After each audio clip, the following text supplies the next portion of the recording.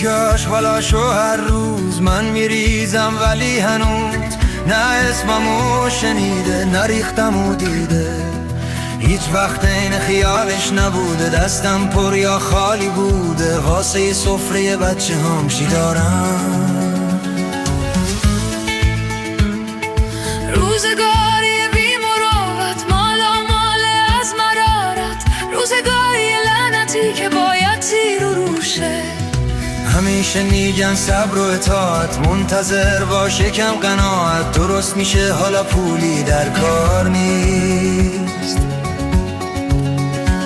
آره وقتی کار نکردیم، وقتی که زباله ها از سر و روشون رفت بالا، اون وقته که گوش آقایون باز میشه رو گوش میدن به حرفامون.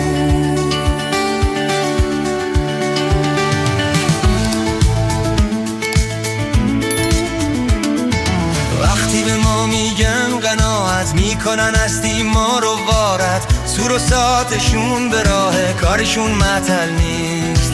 اونا که میگن صبر و طاقت، همونا که هی میگن قناعت، میبینی که به دست و پا میافتن. وقتی ببینن ما با همیم، وقتی فهمیدن پس نمیزنیم، اون وقت حالیشون میشه جر قدرتی هستیم. یه روزی مثل آشغالا خودشونو به ساتشونو از همه جا جارو میزنیم.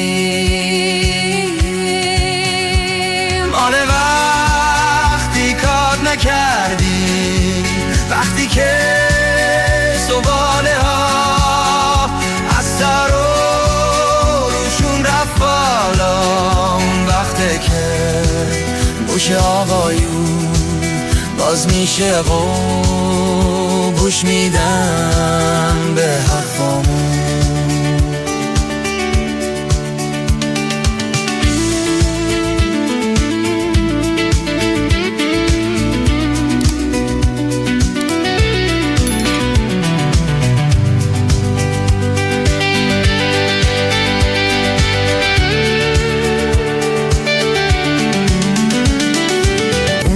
آشغالاشو هر روز من میریزم، ولی هنوز نه اسممو شنیده، نه ریختمو دیده.